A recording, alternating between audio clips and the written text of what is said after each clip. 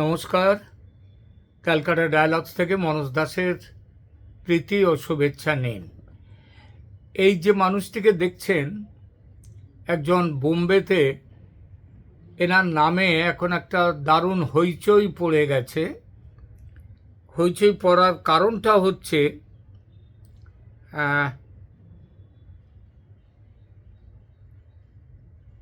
দেখে নিন একবার, এই মানুষটিকে দেখে নিন, এর ছবিটি দেখে নিন।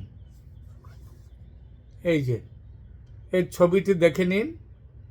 এই মানুষটি, একে নিয়ে এখন বোম্বেতে হইচই পড়ে গেছে, এবং যেটা বললাম শুধু বোম্বে নয়, সারা ভারতে এই বিষয়টি, একে নিয়ে একটা হইচই শুরু হয়ে গেছে। এই কারণেই এর নাম হচ্ছে ফায়াজ প্রেমজি।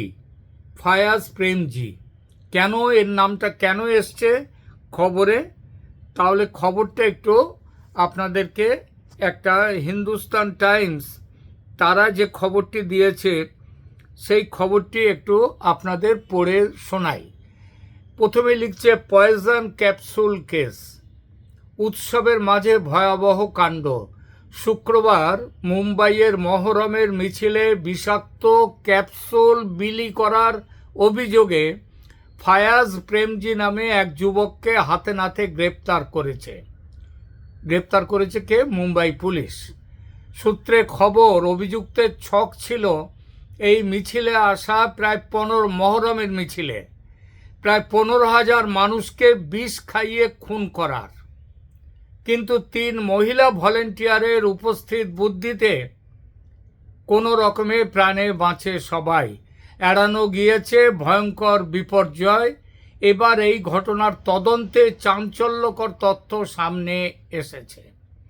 পুলিশ জানিয়েছে, অন্যদের সাহায্যে নিজের কাজকে পবিত্র কর্তব্য, এই তকমা দিয়েছিল অভিযুক্ত ফায়াজ প্রেমজি।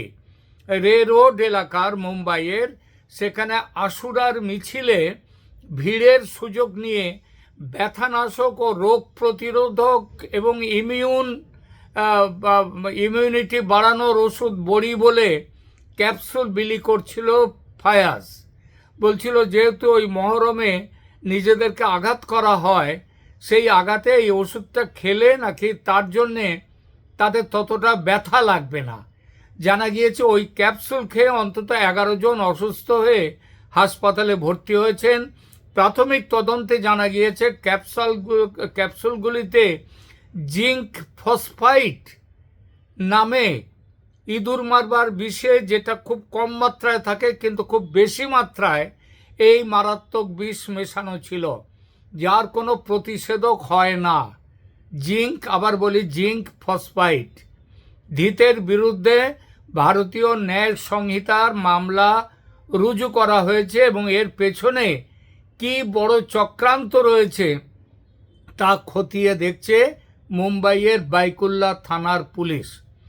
তবে পুলিশের এরই মধ্যে ধারণা, এর পেছনে গভীর ষড়যন্ত্র আছে।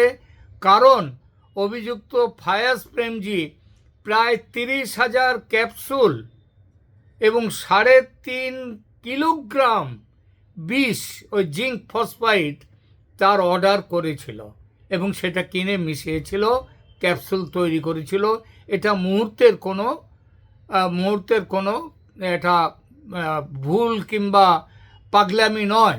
পুলিশি জেরায় ফায়াজ প্রেমজি স্বীকার করেছে তার উদ্দেশ্য ছিল শোভাযাত্রায় অংশ নেয়া হাজার হাজার মানুষকে হত্যা করা।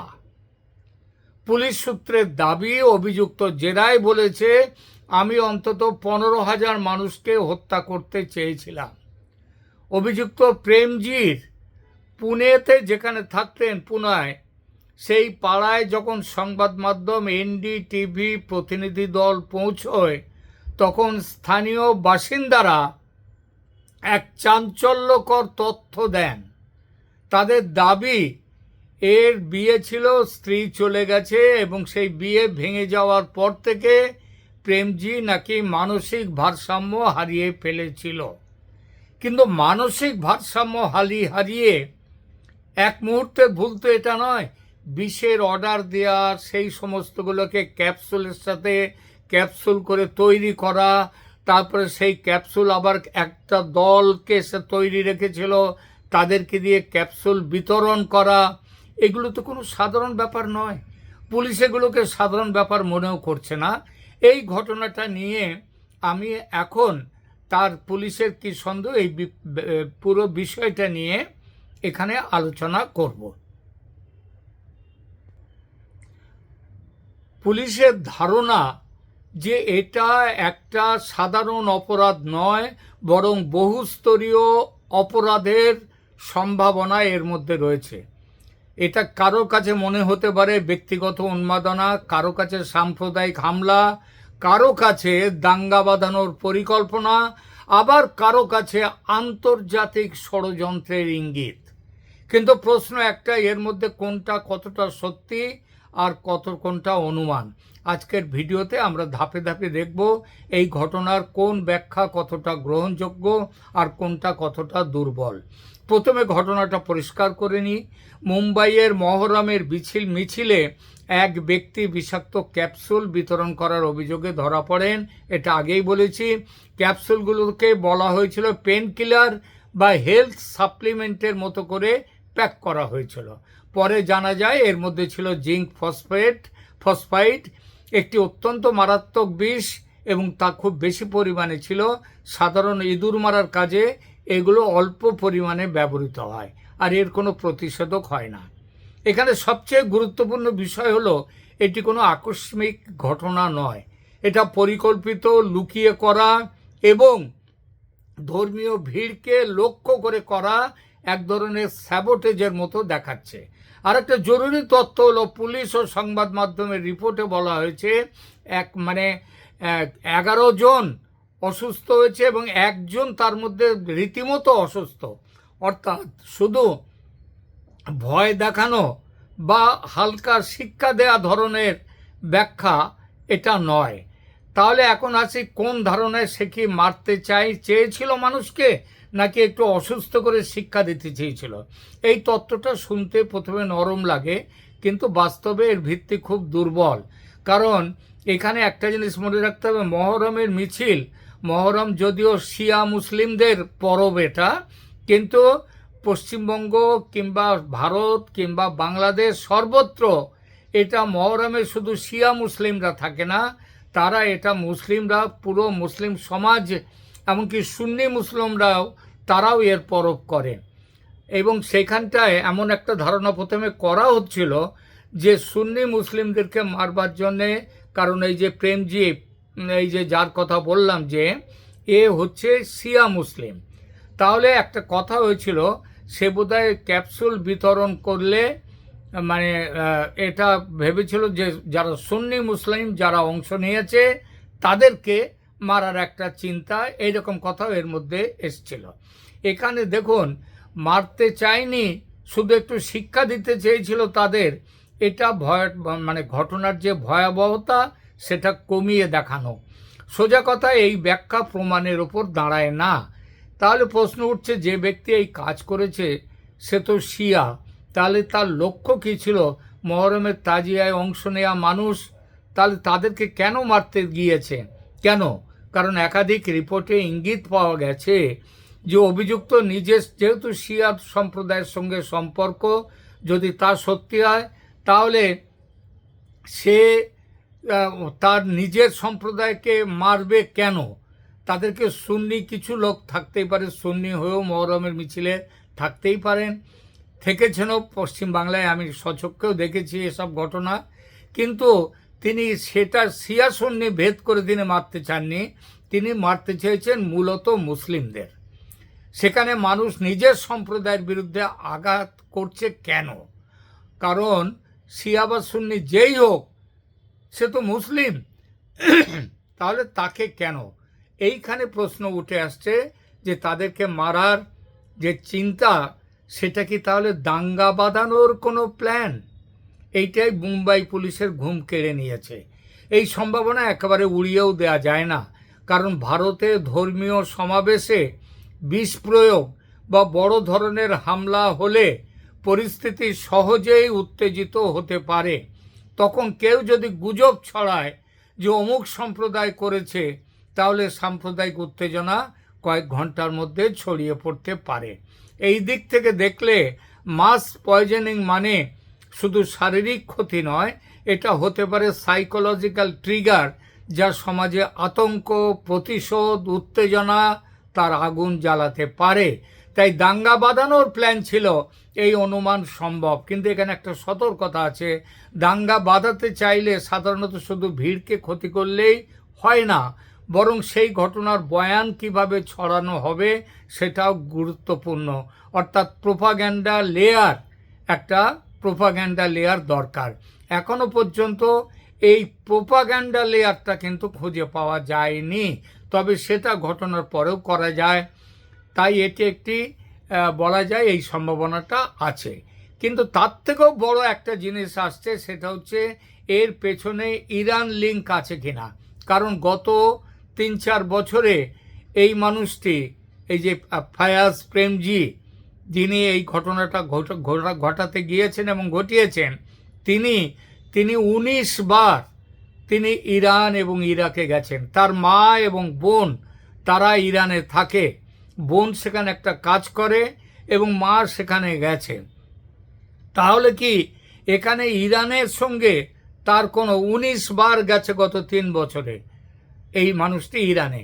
তাহলে একটি পরিবারের কিছু সদস্য ইরানে থাকেন, এই তথ্য এখান থেকে কিন্তু একটা জিনিস আসে যে ইসরায়েল এবং ভারতের মধ্যে একটা সুসম্পর্ক আছে এই মুহূর্তে। এবং আপনাদেরও তো মনে থাকতে পারে, গত 28শে ফেব্রুয়ারির আগের দিন যখন ভারতের প্রধানমন্ত্রী নরেন্দ্র মোদী তিনি ইসরায়েলে ছিলেন, এবং তিনি ইসরায়েল থেকে চলে আসার পরেই 28শে ফেব্রুয়ারি এই বছরই খুব সকালবেলাতেই ইরানের তেহরানে হামলা করে ইসরায়েল এবং আমেরিকা মিলিয়ে। তাই এখানটায় একটা জিনিস হচ্ছে যে ইসরায়েলের সাথে ভারতের সম্পর্কটা ভালো, যোগাযোগটা ভালো হয়েছে। তার জন্য কি এর পেছনে কোনো ইরানের ষড়যন্ত্র আছে যে এইভাবে ভূরাজনৈতিক দৃষ্টিতে ইরান ইসরায়েল সংঘাত, ভারত ইসরায়েল ঘনিষ্ঠতা এবং ভারতের ভারসাম্যপূর্ণ যে কূটনীতি, এই সবগুলো মিলিয়ে একটা সমস্যা, একটা সন্দেহ আসছে যে ভারতে সাম্প্রদায়িক দাঙ্গা বাঁধাবার জন্য তাহলে কি এটা ইরানের কোনো যোগাযোগ এর মধ্যে রয়েছে? ষড়যন্ত্রের অ্যাঙ্গেলটা এখানে আসছে, যদিও এই তত্ত্বটি এখনও কিন্তু খুব লো কনফিডেন্স স্পেকুলেশন। তাহলে সবচেয়ে গ্রহণযোগ্য ব্যাখ্যাটা কি? পুলিশের মতে সবগুলো ব্যাখ্যা তারা সবগুলো দিকেই তারা চিন্তা করছে, এবং এখন সবচেয়ে গ্রহণযোগ্য ছবিটা তাদের কাছে হচ্ছে এটা একটা পরিকল্পিত পয়জন ডিস্ট্রিবিউশন অ্যাটেম্প এবং মাস কিলিংয়ের একটা যে সম্ভাবনা, সেটা নিয়ে পুলিশের কোনো সন্দেহ নেই।